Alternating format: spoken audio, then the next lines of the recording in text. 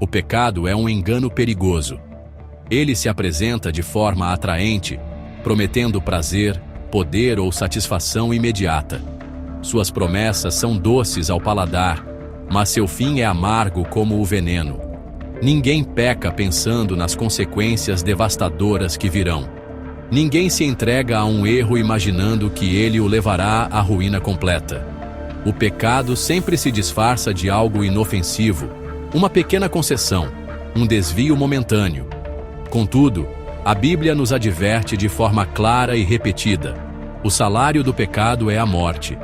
Não há como escapar dessa verdade. Toda escolha errada, todo caminho tortuoso, tem um preço a ser pago, e esse preço é sempre mais alto do que imaginamos. A palavra de Deus não esconde as falhas de seus personagens. Pelo contrário, ela as expõe para que sirvam de lição e advertência para nós. As Escrituras são um grande registro de homens e mulheres que, em algum momento, cederam à tentação e colheram os frutos amargos de suas decisões. Suas histórias não estão lá para nos envergonhar, mas para nos alertar. Elas nos mostram que o pecado não faz acepção de pessoas.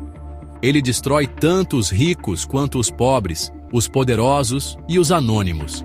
Ele age como um predador, esperando o momento de fraqueza para atacar e destruir. Ignorar esses avisos é caminhar de olhos fechados em direção a um abismo profundo. Pense no pecado como uma dívida que sempre cresce. No início, parece pequena e controlável.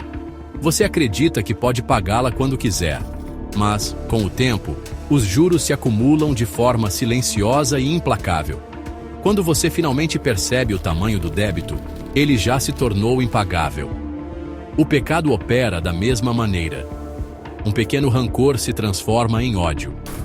Uma pequena mentira exige outras maiores para ser sustentada. Um desejo impuro se transforma em um vício que escraviza a alma. O pecado nunca fica estagnado. Ele sempre progride, sempre avança, até consumir tudo o que temos e somos. Neste estudo, vamos olhar para 3 vidas que foram tragicamente interrompidas e definidas pelo poder destrutivo do pecado. Analisaremos a história da mulher de Ló, de Judas Iscariotes e de Jezabel. O apego ao mundo, a ganância e a traição, e o orgulho e a idolatria. Que seus exemplos trágicos nos sirvam de alerta, que suas quedas nos ensinem a vigiar nossos próprios corações e a nos apegarmos firmemente à graça de Deus, que é a única força capaz de nos livrar do poder e da penalidade do pecado. A história da mulher de Ló é curta, mas profundamente impactante. Ela está registrada em Gênesis capítulo 19. Deus, em sua infinita misericórdia, decidiu salvar Ló e sua família da destruição iminente das cidades de Sodoma e Gomorra. A ordem dos anjos foi clara, direta e inegociável. Fuja por sua vida. Não olhe para trás, nem pare em lugar nenhum da planície. Fuja para as montanhas, para que não pereça. A salvação estava condicionada a uma obediência simples, mas vital. Era preciso deixar tudo para trás: o passado, os bens, a casa, a vida que conheciam. A ordem era para olhar para frente, para a nova vida que Deus estava oferecendo. No entanto, o coração da mulher de Ló não estava completamente liberto de Sodoma. Embora seu corpo estivesse fugindo da cidade condenada, sua alma ainda estava presa lá. Seus tesouros, suas amizades, seu estilo de vida, tudo o que ela valorizava estava sendo consumido pelo fogo e enxofre. A ordem para não olhar para trás não era um capricho divino. Era um teste de lealdade e de valor. O que era mais importante para ela? A salvação oferecida por Deus ou os prazeres pecaminosos de uma cidade corrupta? Ao olhar para trás, ela revelou onde seu coração verdadeiramente estava. Ela demonstrou que amava mais o mundo do que a promessa de livramento. A consequência de sua desobediência foi imediata e terrível. No momento em que ela se virou, desobedecendo à ordem divina, ela se transformou em uma estátua de sal. Sua vida foi ceifada instantaneamente. Ela pereceu não por estar em Sodoma, mas porque Sodoma ainda estava dentro dela. Seu corpo estava no caminho da salvação, mas seu coração estava no caminho da perdição. Essa história nos ensina uma lição poderosa sobre o perigo do apego ao mundo. Não podemos servir a dois senhores. Não podemos tentar seguir a Deus enquanto nosso coração anseia pelas coisas que Ele nos mandou abandonar. Quantas vezes nós agimos como a mulher de Ló? Deus nos chama para uma nova vida em Cristo, para deixarmos para trás o pecado e o passado. Ele nos oferece perdão, salvação e um futuro de esperança. Mas nós olhamos para trás, com saudade de velhos hábitos, de amizades que nos afastam de Deus, dos prazeres passageiros do pecado. Você tem olhado para trás? Existe alguma Sodoma em sua vida da qual você se recusa a se desconectar completamente? Lembre-se do aviso de Jesus em Lucas capítulo 17, versículo 32. Lembrai-vos da mulher de Ló.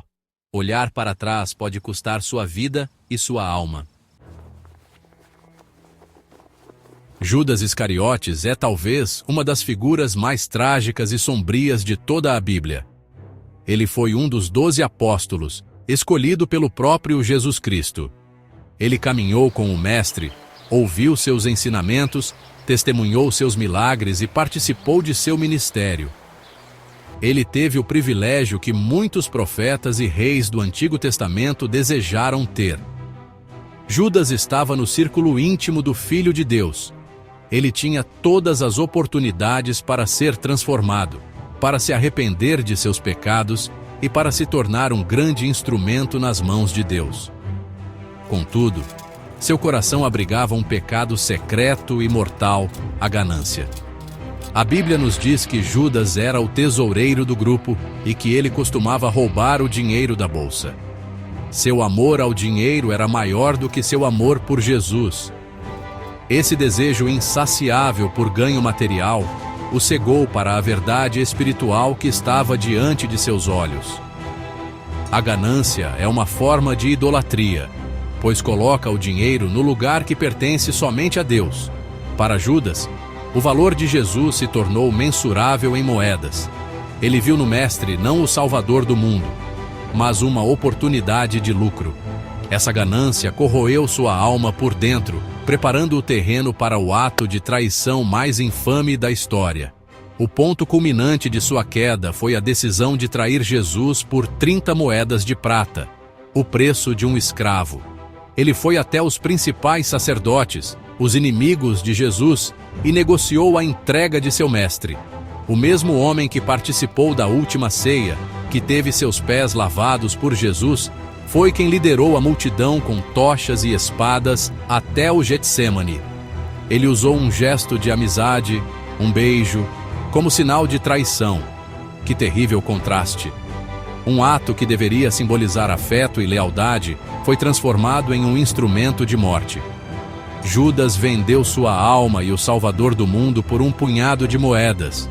O fim de Judas foi tão trágico quanto seu pecado. Após a condenação de Jesus, o remorso o consumiu. Ele percebeu a enormidade de seu ato. Ele tentou devolver o dinheiro, mas era tarde demais. As 30 moedas de prata não podiam apagar sua culpa nem trazer Jesus de volta. O dinheiro que ele tanto amou se tornou uma fonte de tormento. Desesperado, sem esperança e sem buscar o verdadeiro arrependimento que leva ao perdão de Deus, Judas tirou a própria vida. Ele perdeu tudo: seu mestre, seus amigos, sua alma e, finalmente, sua vida. A história de Judas é um alerta solene sobre como a ganância e a traição podem levar um homem da maior das oportunidades à mais profunda perdição. Jezabel é o arquétipo da mulher ímpia, orgulhosa e manipuladora no Antigo Testamento. Ela não era israelita. Era uma princesa fenícia que se casou com o rei Acabe de Israel. Seu casamento foi uma aliança política, mas ela trouxe consigo sua religião pagã e sua devoção fanática ao deus Baal. Jezabel não apenas praticava sua idolatria em particular, ela a impôs sobre a nação de Israel. Usando sua influência como rainha, ela perseguiu e matou os profetas do Senhor e promoveu centenas de profetas de Baal e Azerá, sustentando-os à mesa real. Seu objetivo era erradicar a adoração ao Deus verdadeiro de Israel. O pecado de Jezabel estava enraizado em um orgulho profundo e em uma sede de poder e controle. Ela se recusava a se submeter a qualquer autoridade, especialmente à autoridade de Deus. Ela se via como a fonte de poder e verdade. Um exemplo claro de sua maldade é a história da vinha de Nabote, registrada em 1 Reis, capítulo 21. O rei Acabe cobiçou a vinha de um homem chamado Nabote, que se recusou a vendê-la por ser herança de sua família. Vendo seu marido frustrado, Jezabel tomou o assunto em suas próprias mãos. Com desprezo pela justiça e pela lei de Deus, ela tramou um plano diabólico para matar Nabote.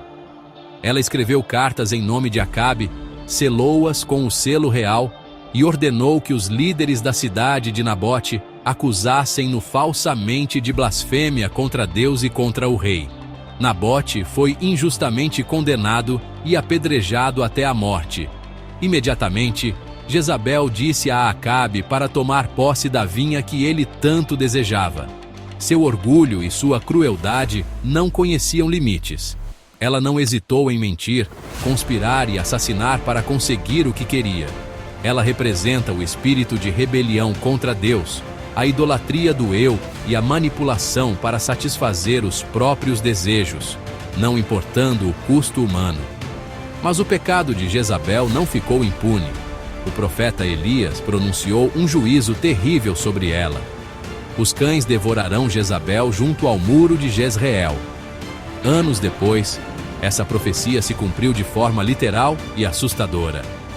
Durante um golpe de estado liderado por Jeú, Jezabel, já idosa, mas ainda orgulhosa, pintou os olhos e adornou a cabeça, tentando enfrentar seu fim com desafio.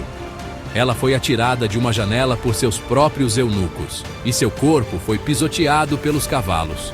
Quando foram buscá-la para sepultar, encontraram apenas seu crânio, seus pés e as palmas de suas mãos. Os cães haviam devorado o resto. Seu fim violento foi o preço de uma vida de orgulho, idolatria e sangue inocente. As histórias da mulher de Ló, de Judas e de Jezabel não são apenas relatos antigos. Elas funcionam como um espelho, refletindo as tendências pecaminosas que ainda habitam o coração humano.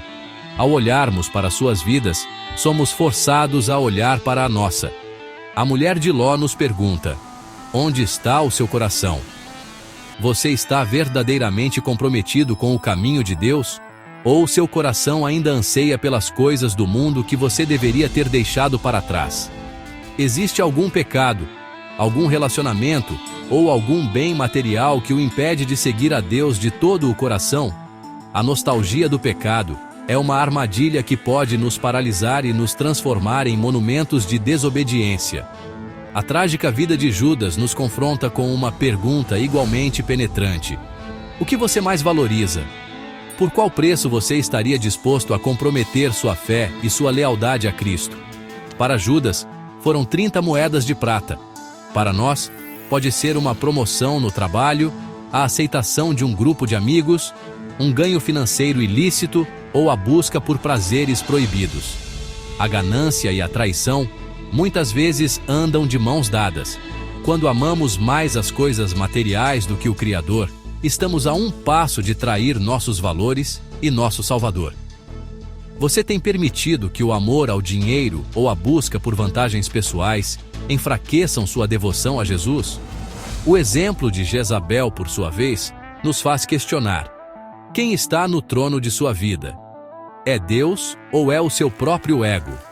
O orgulho é a raiz de muitos pecados. Ele nos faz acreditar que somos autossuficientes, que nossas opiniões são soberanas e que não precisamos nos submeter a Deus nem à sua palavra. A idolatria não se resume a adorar estátuas. É colocar qualquer coisa ou pessoa no lugar de Deus. Pode ser nossa carreira, nossa reputação, nosso intelecto ou nosso desejo de controle. Você tem um espírito ensinável, disposto a se submeter a Deus, ou você, como Jezabel, tenta manipular as circunstâncias e as pessoas para impor sua própria vontade? Essas perguntas não são para nos condenar, mas para nos despertar. O pecado é sutil e enganoso. Ele pode crescer em nosso coração sem que percebamos, disfarçado de ambição, saudade ou autoconfiança. É por isso que a palavra de Deus nos convida a examinar a nós mesmos continuamente. Precisamos pedir ao Espírito Santo que sonde nosso coração e nos revele qualquer caminho mau que estejamos trilhando. Ignorar esses avisos é arriscar repetir os mesmos erros trágicos que levaram a mulher de Ló, Judas e Jezabel à ruína completa. A escolha está diante de nós todos os dias, em cada decisão que tomamos. As histórias que analisamos são sombrias. Elas mostram o resultado final e inevitável de uma vida dedicada ao pecado: destruição, desespero e morte. A mulher de Ló perdeu sua vida por causa de seu apego ao mundo. Judas perdeu sua alma por ganância e traição. Jezabel teve um fim horrível por causa de seu orgulho e idolatria. Suas vidas servem como placas de advertência em nosso caminho espiritual, gritando: perigo, não siga por aqui. A mensagem é clara: o pecado sempre cobra um preço, e esse preço é a própria vida. Ele promete liberdade, mas entrega escravidão. Ele promete satisfação, mas entrega um vazio profundo. Contudo, a mensagem do Evangelho não termina com a advertência. Ela brilha com a luz da esperança. A Bíblia não nos mostra apenas o caminho da morte. Ela nos aponta, de forma muito mais gloriosa, o caminho da vida.